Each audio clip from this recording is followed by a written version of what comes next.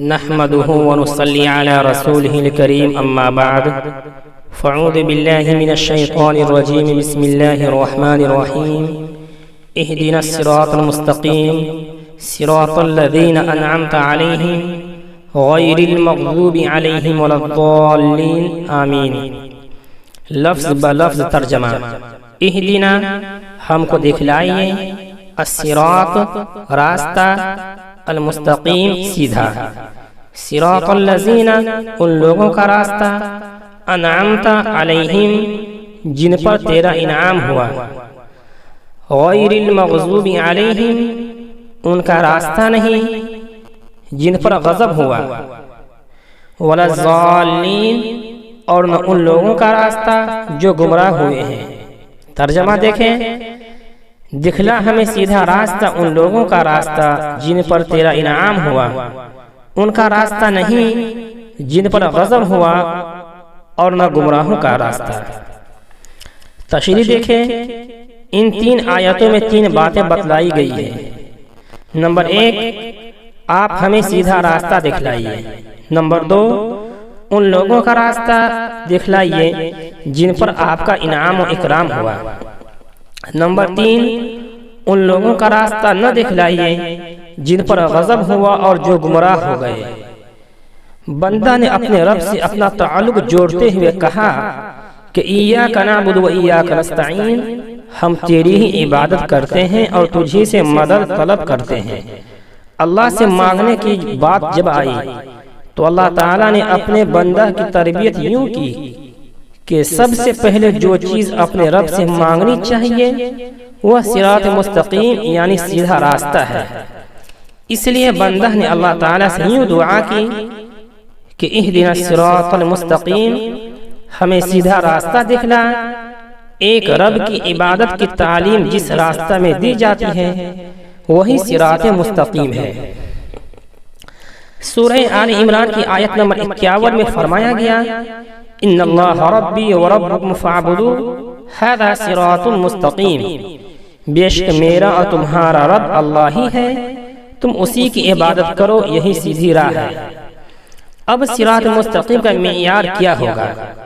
اس کی وضاحت یوں کی گئی کہ صراط الذین انعمت علیہم، ان لوگوں کا راستہ جن پر تیرا انعام و اکرام ہوا ہے۔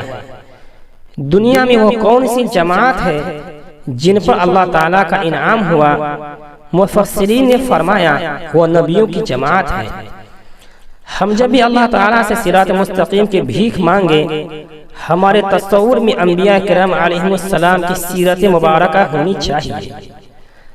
حضرت آدم علیہ السلام سے لے کر نبی رحمت صلی اللہ علیہ وسلم تک جتنے بھی انبیاء اور رسول تشریف لائے وہ سب کے سب صراط مستقیم پر قائم رہے۔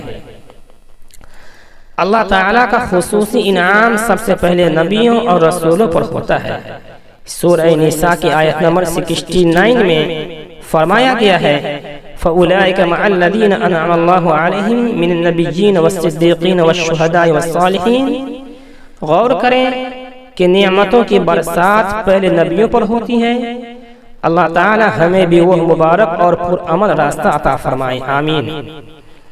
اسی کے ساتھ ان بد نصیب اور بدبخت افراد کا تصور بھی کیا جائے جو صراط مستقیم سے محروم رہے۔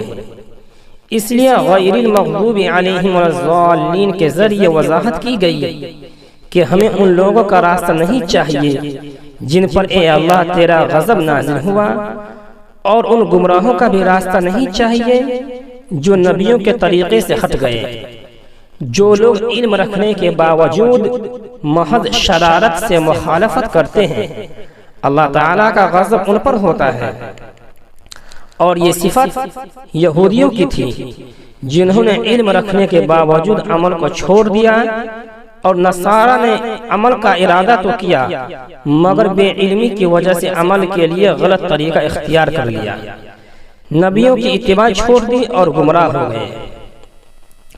ہم نماز میں بار بار سورہ فاتحہ پڑھتے ہیں اور ہر بار یہود و نصارہ کے راستے سے دور رہنے کی دعا کرتے ہیں، مگر کیا واقعی ہماری یہ دعا ہمارے دل سے نکل رہی ہے؟ یہ ایک سوالیہ نشان ہے۔ جو ہماری زندگی کے طور طریقوں سے یہ سوال کرتا ہے کہ ہم اپنی عملی زندگی میں کہیں یہودی کی طریقہ کی طرف تو نہیں جا رہے ہیں، کہیں نصارہ کو اپنا قبلہ تو تسلیم نہیں کر رہے ہیں۔